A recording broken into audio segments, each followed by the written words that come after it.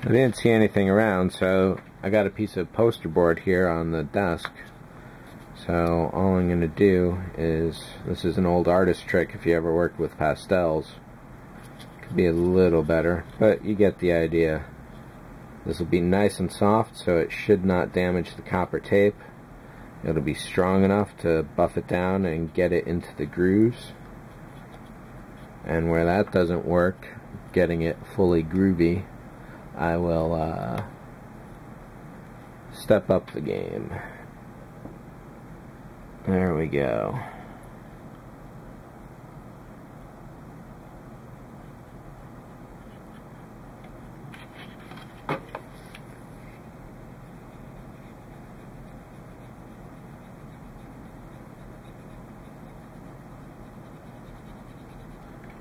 This is the third time I've done this, so I've gotten fairly comfortable with the procedure overall.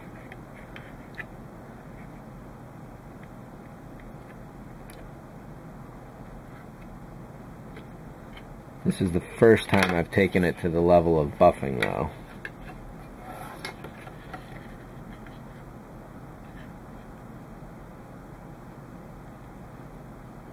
So far, it's working just about as well as I had thought it might.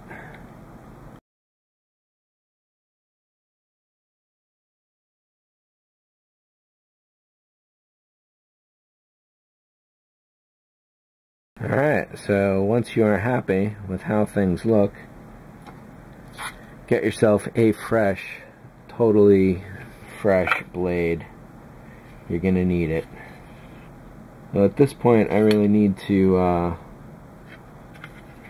work at the best angles here, so I'm going to be moving it around a lot, and if it happens to go out of camera frame, then you certainly got my apologies.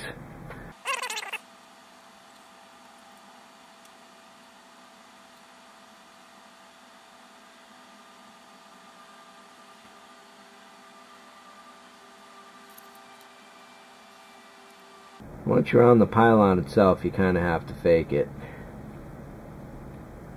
There is no line to follow.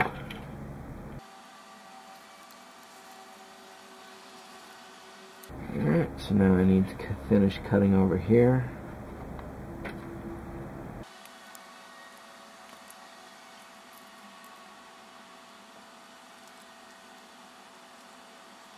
Wherever possible, you want to keep as much surface area as you can going on. The finer the line, the less power it can transfer easily or successfully. If that last little bit of copper tape gives you trouble, don't rush. Walk away if you need to. The thumbnail should be just about perfect for getting rid of any excess and tamping down your new edge.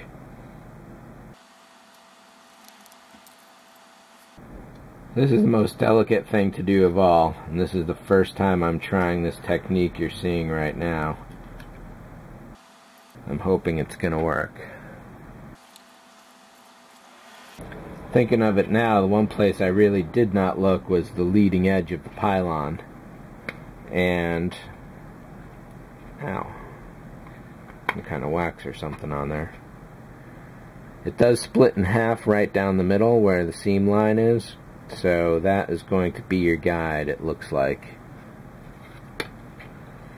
Or alternatively, you could probably run it all the way from the beginning along the entire thing. It'll be up to you, and you got some practice cuts to do before you really start off and do it, so like I said, don't worry if your first one is kind of messy looking. In fact, what I'm going to do now is wrap this all the way around. That looks pretty. So pretty. And let's get the magnifying glasses on again. Ow. And stab myself. Good one. No model is complete without blood sacrifice. As long as it's not too severe, I don't mind so much. Alright, so it looks like for me I'm going to cut this straight down the original model seam line.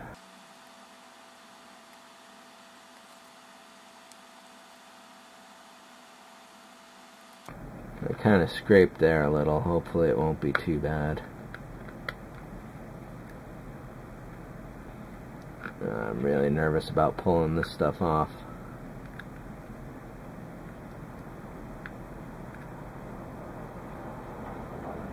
Just go real slow.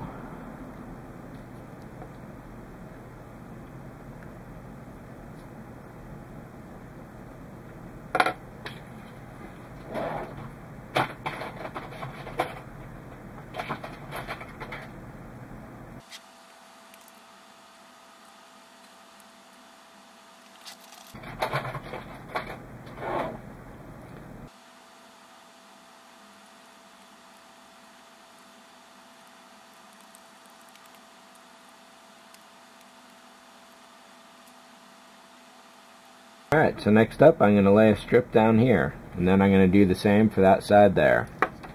So what I've done here is to cut a single strip in half, so I'm not wasting as much material.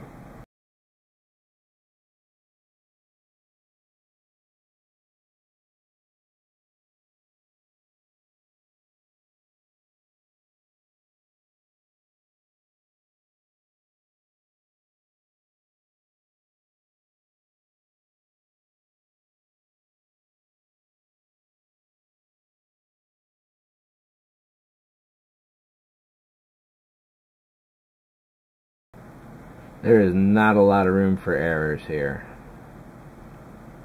Oh, this could be better. The line should follow more closely along there. It looks like I accidentally cut some away.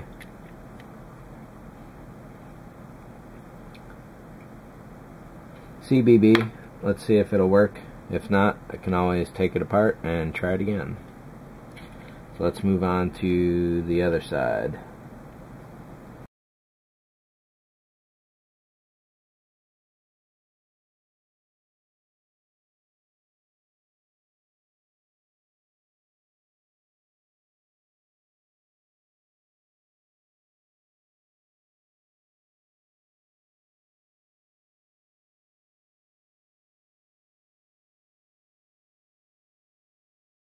Alright.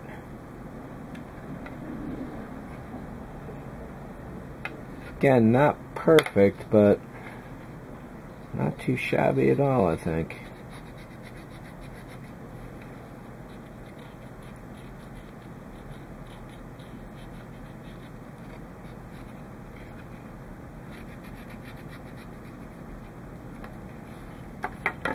And finally, one more strip.